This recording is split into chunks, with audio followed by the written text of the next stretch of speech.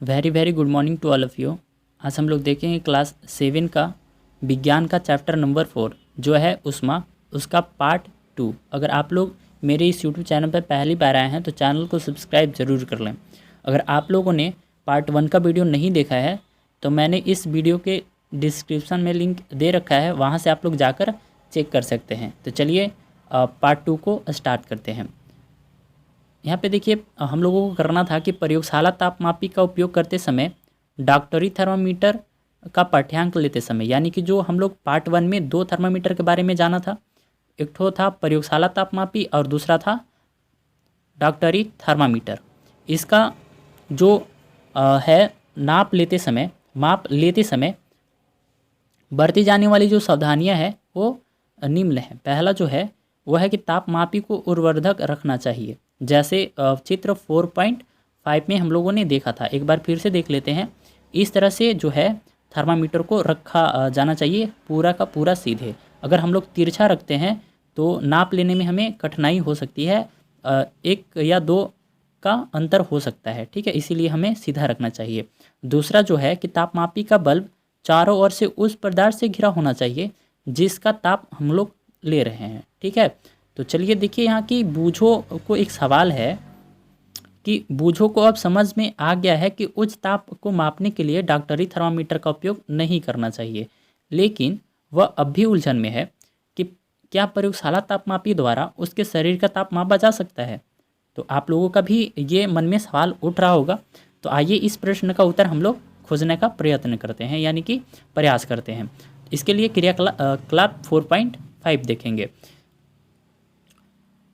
किसी बीकर या मग में थोड़ा सा जो है गर्म जल ले लेना है, गर्म पानी लेना है।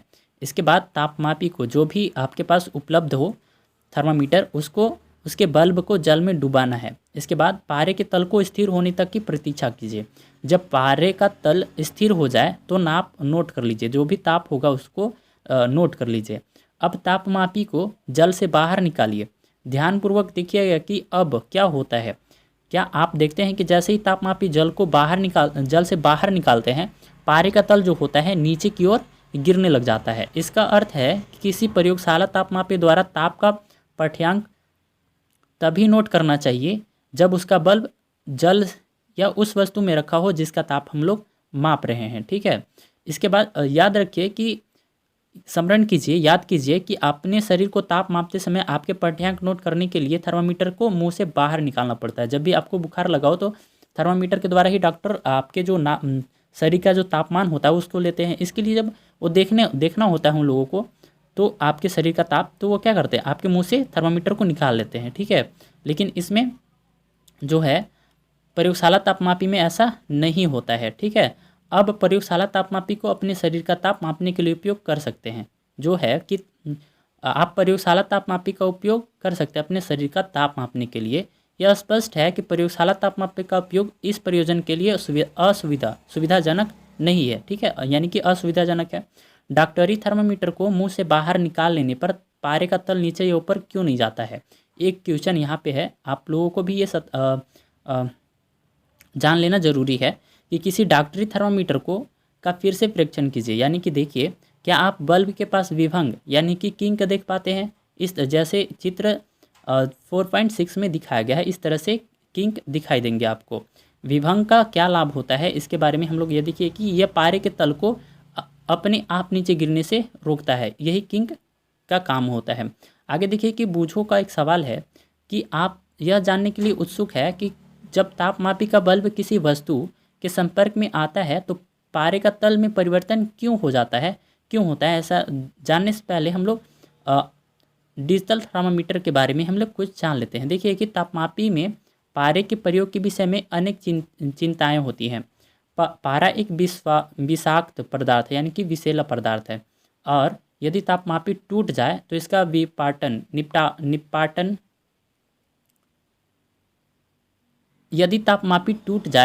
तो इसका निपटान अत्यंत कठिन हो जाता है। आजकल अंकीय तापमापी यानी कि डिजिटल थर्मामीटर उपलब्ध है जिनसे पारे का उपयोग नहीं किया जाता है, ठीक है। आगे चलिए, ऊष्मा का हस्तांतरण कैसे होता है उसके बारे में हम लोग जानेंगे। संभवतः आपने देखा होगा कि जब किसी बर्तन को ज्वाला पर रखते हैं तो वह तप्त हो जाती है, यानी कि गर्म हो जाती है। इसका कारण है कि ऊष्मा ज्वाला से बर्तन की ओर चली जाती है। देखिए, जब बर्तन को ज्वाला से हटा लेते हैं तो यह धीरे धीरे ठंडा हो जाता है। अगर आप लोगों भी देखा होगा, जब गैस स्टोव पे बर्तन को रखा जाता है तो वो गर्म हो जाती है। जब उसको उससे उतार दिया जाता है, यानी कि उसे हटा लिया जाता है, तो धीरे धीरे ठंडा हो जाता है बर्तन, कोई भी स्टोव पे चढ़ाया जाए तो। यह ठंडा क्यों हो जाता है? अब बताइए, बर्तन ठंडा हो जाता है उतारने के बाद, ये क्यों हो जाता है? उष्मा में बर्तन से परिवेश की ओर स्थानांतरित हो जाती है। जो उष्मा होती है बर्तन से परिवेश की ओर स्थानांतरित हो जाती है, चली जाती है। इस प्रकार आप समझ सकते हैं कि दोनों स्थितियों में उष्मा गर्म वस्तु से ठंडी वस्तु की ओर प्रवाहित होती है। आप लोग इसको ख्याल में याद रखिएगा कि जो उष्मा होती है गर्म वस्तु से ठंडी वस्तु की ओर प्रभावित होती है। वास्तव में उष्मा सदैव गर्म वस्तु से अपेक्षाकृत, जो भी गर्म वस्तु होगा उसके अपेक्षाकृत ठंडी वस्तु की ओर प्रभावित होती है। ठीक है। अब देखिए, यहाँ पे पहेली पूछ रही है, क्या इसका यह अर्थ है कि यदि दो वस्तुओं का ताप समान हो तो उष्मा स्थानांतरित नहीं होगी? इसके लिए देखिए कि उष्मा किस प्रकार स्थानांतरित होती है, आइए इसकी खोज कर लेते हैं। तो इसके लिए क्रियाकलाप 4.6 को देखेंगे। यहाँ पे देखिए कि एल्यूमिनियम या लोहे जैसे किसी धातु की एक छड़ अथवा चपटी पट्टी ले लीजिए। छड़ पर मोम के छोटे छोटे टुकड़े चिपका दीजिए। जो भी आपके घर में मोमबत्ती होगा उसके छोटे छोटे टुकड़े कीजिएगा, उस छड़ पे या उस चपटी प्लेट पे चिपका देना है। यह टुकड़े लगभग समान दूरी पर होने चाहिए, जैसे चित्र 4.7 में आपको दिखाया गया है। ठीक है, इस तरह से ये जो है मोम के टुकड़े हैं चिपकाए गए हैं। छड़ के एक सिरे को एक प्रयोगशाला स्टैंड पर कसी, यदि नहीं हो पाए तो 2 ईंटों का भी प्रयोग कर सकते हैं। अब छड़ के दूसरे सिरे को गर्म कीजिए। जो भी यहाँ पे है गर्म हो रहा है, ठीक है, और जो भी होगा गर्म कीजिए और ध्यानपूर्वक देखिए क्या क्या होता है इस प्रयोग में। ठीक है, मोम के टुकड़े का क्या होता है इसके बारे में देखिए कि क्या ये टुकड़े गिरना आरंभ कर देते हैं, कौन सा टुकड़ा सबसे पहले गिरता है। तो संभव जो गर्मी जहाँ हम लोग गर्म कर रहे हैं उसके पास जो होगा मोम का टुकड़ा वो पहले गिरेगा। ठीक है, क्योंकि वहाँ पे सबसे पहले गर्म हो जाता है वही टुकड़ा। ठीक है, क्या आप सोचते हैं कि उष्मा ज्वाला के सबसे निकट के सिरे से दूसरे सिरे की ओर स्थानांतरित होती है? वह प्रक्रम, ठीक है, देखिए, क्या आप सोचते हैं कि उष्मा ज्वाला के सबसे निकट के सिरे से दूसरे सिरे की ओर स्थानांतरित होता है? तो हाँ, यही होता है। ठीक है, वह प्रक्रम, आगे चलिए तो देखते हैं कि वह प्रक्रम जिसमें उष्मा किसी वस्तु के गर्म सिरे से ठंडे सिरे की ओर स्थानांतरित होती है, चली जाती है, उसको क्या कहेंगे? चालन कहेंगे। आप लोग इसको ध्यान रखिएगा, चालन किसे कहेंगे ना। आगे देखिए कि ठोस में उष्मा प्रायः चालन के प्रक्रम द्वारा स्थानांतरित होता है। जो प्रक्रिया ठोस में होती है उष्मा को यहाँ से वहाँ ले जाने के लिए, उसको हम लोग क्या कहते हैं? चालन ही कहते हैं। आगे चलिए देखिए कि क्या सभी पदार्थ में उष्मा चालन आसानी से हो जाती है? सभी पदार्थों में ऐसा होता है कि चालन के द्वारा उष्मा एक स्थान से दूसरे स्थान तक चली जाती है। तो देखिए, आपने अवश्य देखा होगा कि खाना पकाने के लिए उपयोग किए जाने वाले जो धातु के बर्तन होते हैं उनमें प्लास्टिक या लकड़ी की हत्थी लगी होती है। क्या आप किसी तप्त बर्तन को हत्थी से पकड़कर बिना हाथ जलाए उठा सकते हैं? ऐसा नहीं कर पाएंगे हम लोग। ठीक है, ऐसा नहीं कर पाएंगे जब तक कि लकड़ी या प्लास्टिक के हत्थी ना लगा हो। ठीक है, इसके लिए क्रियाकलाप 4.7 देखेंगे कि किसी छोटे बर्तन या बीकर में गर्म पानी ले लीजिए। कुछ वस्तुएं जैसे कि इस्पात, स्टील जैसे होती है, चम्मच, प्लास्टिक, स्केल, पेंसिल तथा विभाजन डिवाइडर, यानी कि जो इस तरह से डिवाइडर होता है आप लोगों का, वो ले लीजिए, यानी कि इकट्ठा कर लीजिए। इन सभी वस्तुओं को एक सिरे को गर्म पानी में डुबोइए। ठीक है, इसके बाद कुछ देर प्रतीक्षा कीजिए, कुछ देर इंतजार करने के बाद दूसरे सिरे को छूइए। ठीक है, यानी कि देखिए यहाँ ऐसे डिवाइडर है तो इसको हम लोग गर्म जल में रखेंगे और कुछ देर इंतजार करने के बाद इस सिरे को हम लोग छुएंगे। और जो भी आप लोग महसूस कीजिएगा, ये जो 4.3 जो सारणी दिया हुआ है इसमें आपको करने हैं। ठीक है, तो आप कीजिएगा। इसके बाद जो पदार्थ अपने से होकर उष्मा को आसानी से जाने देती है, वैसा पदार्थ जो अपने से होकर उष्मा को आसानी से जाने देती है, उसको हम लोग क्या कहते हैं? उष्मा का चालक कहते हैं। तो चालक आप लोग समझ गए होंगे। आगे चलते हैं कि इनके उदाहरण हैं जैसे कि एल्युमिनियम, आयरन जिसको हम लोग लोहा भी कहते हैं, कॉपर जिसको हम लोग तांबा भी कहते हैं। ये क्या है?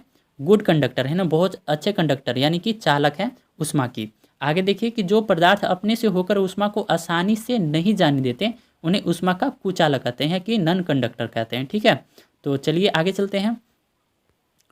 कि जैसे कि प्लास्टिक हो गया, ठीक है, जैसे कि प्लास्टिक तथा लकड़ी, ये सब क्या है, ये कुचालक होते हैं उष्मा की। इसको कुचालकों को हम लोग क्या कहते हैं, उष्मा रोधी भी कह सकते हैं। जल तथा वायु उष्मा के कुचालक होते हैं। आप लोग इसको भी ध्यान में रखिएगा कि जो जल होता है और वायु जो होता है, एयर जिसको हम लोग कहते हैं, वो उष्मा के कुचालक होता है। तब इन पदार्थों में उष्मा स्थानांतरण कैसे होता है, यानी कि जो जल है उसमें और वायु है उसमें उष्मा का स्थानांतरण कैसे होता है, आइए पता करते हैं। इसके लिए हम लोग क्रियाकलाप 4.8 को करेंगे। पहले देखिए, गोल गेंदे का प्लास्टिक ले लीजिए। जो भी प्लास्टिक आप लोग खेलते होंगे, छोटा सा, वो केस को नहीं, छोटा सा जो प्लास्टिक होता है जो बच्चों लोगों के लिए होता है, उसको ले लेने हैं। इसमें क्या करना है, जल से 2/3 भर देने हैं, यानी कि आधा से ज़्यादा। पाई पर रखकर रखिए, अथवा फ्लास्क को रखने का कोई ऐसा प्रबंध कीजिए जिसमें कि आप अपने उसके नीचे एक मोमबत्ती रखकर इसे गर्म कर सकें। जैसे यहाँ पे चित्र 4.9 में दिखाया गया है, इस तरह से, ठीक है। तो आगे चल दिए।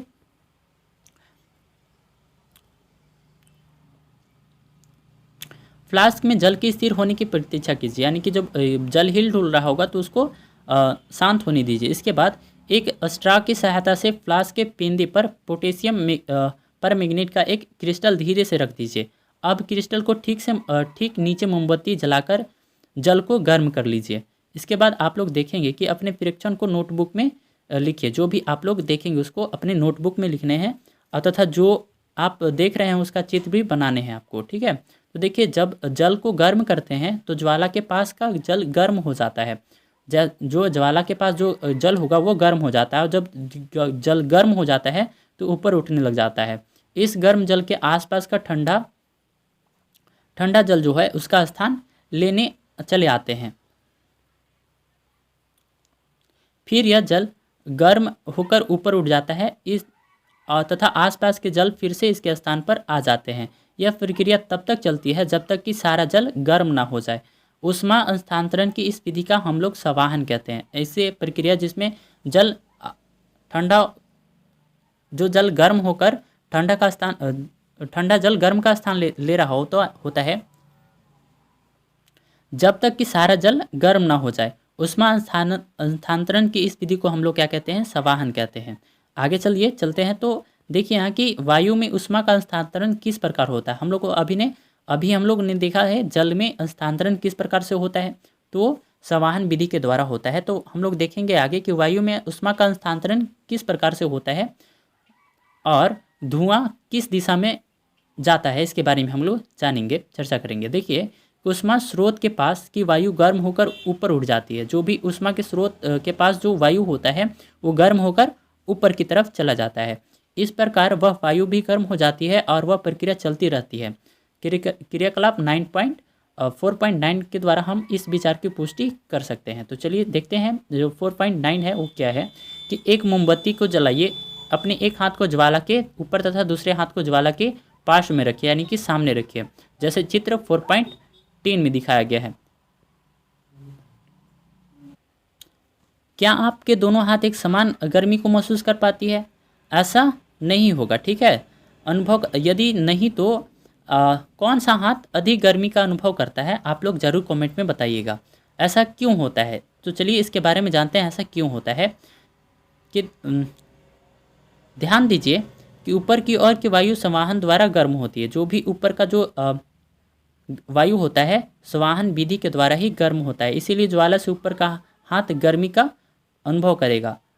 यहाँ पे आप लोग सावधानी है, कुछ देख लीजिए कि अपने हाथों को ज्वाला में सुरक्षित दूरी पर रखिए जिससे वे जले नहीं। अगर आप लोग ये वाला एक्सपेरिमेंट करेंगे तो आप लोग ध्यान में रखिएगा कि ज्वाला के पास, यानी कि जो ये है ज्वाला के पास अपना हाथ को नहीं ले जाइए, नहीं तो एक्सपेरिमेंट करने के चक्कर में आप लोग अपना हाथ ही जला लेंगे, ठीक है। आगे चलते हैं।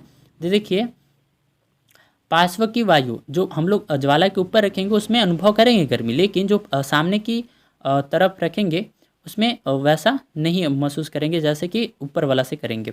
पार्श्व की वायु संवाहन द्वारा गर्म नहीं हो पाती है। जो भी सामने का जो वायु होता है संवाहन विधि द्वारा वो गर्म नहीं हो पाती है, इसीलिए वह वायु लोक के ऊपर की वायु जैसी गर्म नहीं लगती है, ठीक है। यही कारण होता है। आगे चलिए कि तटीय क्षेत्रों में रहने वाले लोग एक मनोरंजक परिघटना का अनुभव करते हैं। दिन के समय स्थल यानी कि जो धरती होती है जल की अपेक्षा शीघ्र यानी कि जल्दी ही गर्म हो जाती है। स्थल के ऊपर की वायु गर्म होकर ऊपर उठती है।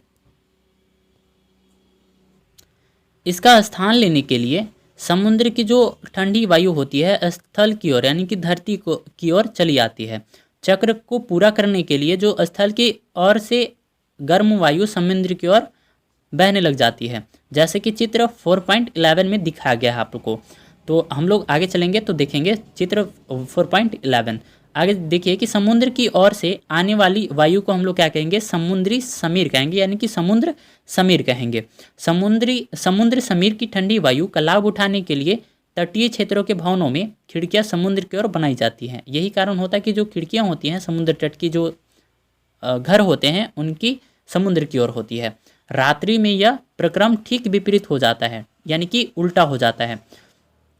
समुद्र का जल स्थल की अपेक्षा धीमी गति से ठंडी होता है, इसीलिए स्थल की ओर से ठंडी वायु समुद्र की ओर बहने लग जाती है। जैसे यहाँ पे दिखाया गया है समुद्री समीर, यहाँ दिखाया गया है दिन का समय। ठीक है, इस यहाँ के देखिए कि समुद्री समीर जो है वो स्थल की यानी कि धरती की तरफ चली आ रही है, और रात के समय में जो धरती से जो समीर है वो समुद्र की तरफ चली जा रही है। ठीक है, इस प्रकार से होता है। आगे चलिए देखते हैं कि थल समीर कहलाती, जो भी समीर धरती से यानी कि जो यहाँ पे दिख रहा है आपको धरती से समुद्र की तरफ जाती है, उसको हम लोग क्या कहेंगे, थल समीर कहेंगे। आगे चलिए देखिए कि जब हम धूप में खड़े होते हैं तो हम गर्माहट अनुभव करते हैं ना, आप लोग भी करते होंगे। तो सूर्य से हम तक ऊष्मा कैसे पहुँचती है, तो देखिए यही जो क्वेश्चन है इसका आंसर हम लोग जानने की कोशिश करते हैं। देखिए यह कि चालन अथवा संवहन द्वारा हम तक नहीं पहुंच सकती है, क्योंकि इन दोनों प्रक्रम में ऊष्मा हस्तांतरण के लिए माध्यम आवश्यक होता है। ठीक है, हम लोगों ने चालन और संवहन दो विधि देखा जिसमें ऊष्मा एक दूसरे के एक स्थान से दूसरे स्थान तक चली जाती है, लेकिन ऐसा सूर्य के साथ नहीं हो सकता है। ठीक है, चूँकि पृथ्वी तथा सूर्य के बीच में अधिकांश स्थान में कोई माध्यम नहीं है, जैसे वायु नहीं है, अतः सूर्य से हम तक ऊष्मा एक अन्य प्रक्रम द्वारा आती है, जिसे हम लोग क्या कहते हैं, विकिरण कहते हैं। विकिरण के माध्यम से हम तक होता है जो सूर्य का प्रकाश सूर्य का जो गर्मी होता है विकिरण के माध्यम से हम तक पहुंचता है। विकिरण द्वारा ऊष्मा के स्थानांतरण में किसी माध्यम जैसे कि वायु अथवा जल की आवश्यकता नहीं होती है।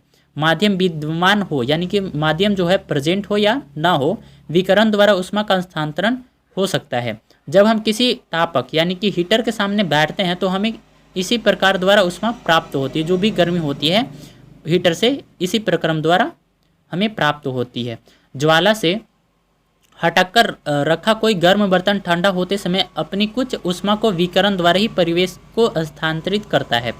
हमारा शरीर विकिरण द्वारा ही परिवेश को ऊष्मा देता है तथा उससे ऊष्मा ग्रहण करता है। ठीक है, आगे चलिए चलते हैं। तो सभी गर्म पिंड विकिरण के रूप में ऊष्मा विकिरित करते हैं।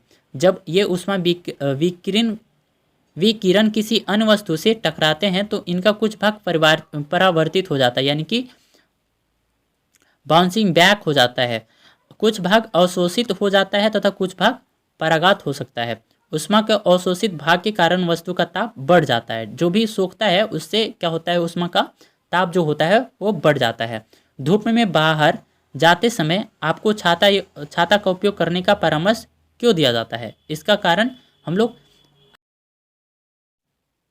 अगला जो टॉपिक है हम लोगों का वो है कि सर्दियों तथा गर्मियों में हमारे पहनने का वस्त्र के प्रकार किस प्रकार से होते हैं। तो आइए चलते हैं इस टॉपिक पे और पढ़ते हैं। देखिए कि आप जानते हैं कि गर्मियों में हम हल्के रंग के वस्त्र को वरीयता देते हैं, यानी कि तजब्बू देते हैं, यानी कि पहनते हैं, तथा सर्दियों में हम गहरे रंग के कपड़े पहनना पसंद करते हैं जिससे हमें गर्मी महसूस होती है। ऐसा क्यों होता है, आइए इसका पता लगाते हैं। इसके लिए हम लोग क्रियाकलाप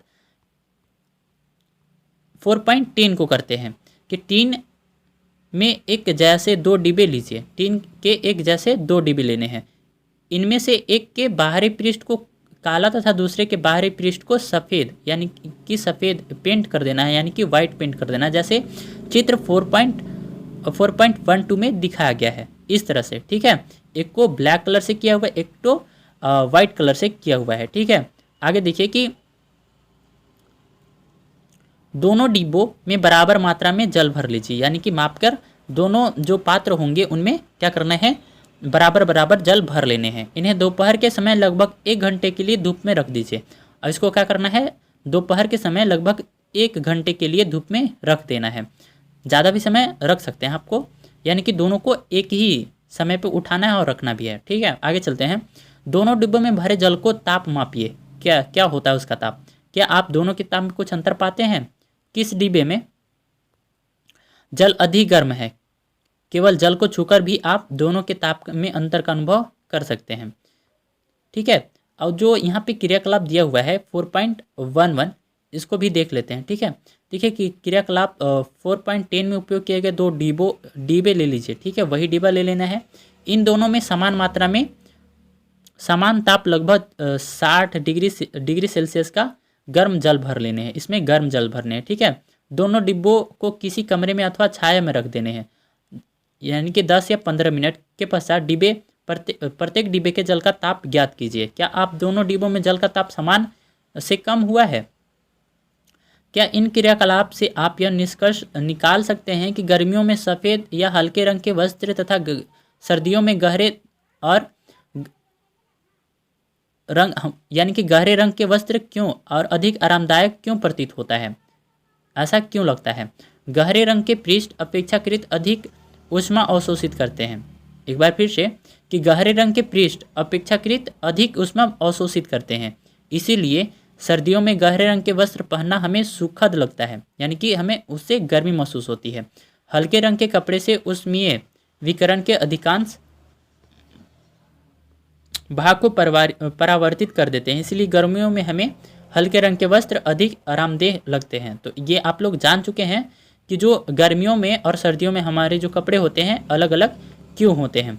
आगे चलिए देखिए कि सर्दियों में ऊनी वस्त्र हमें उष्ण बनाए रखते हैं, यानी कि गर्मी को प्रदान करते हैं अवशोषित कर करके। तो देखिए हमें सर्दियों में हम ऊनी वस्त्र पहनते हैं, ऊन उष्मारोधी है, ऊन जो है उष्मा का रोधक है। इसके अतिरिक्त उनके रेशों के बीच में वायु फंसी यानी कि ट्रैप रहती है। यह वायु हमारे शरीर को उष्मा को ठंडा परिवेश की ओर विकृत करने से रोक देती है, अतः हमें उष्णता का अनुभव होता है, गर्मी का अनुभव होता है।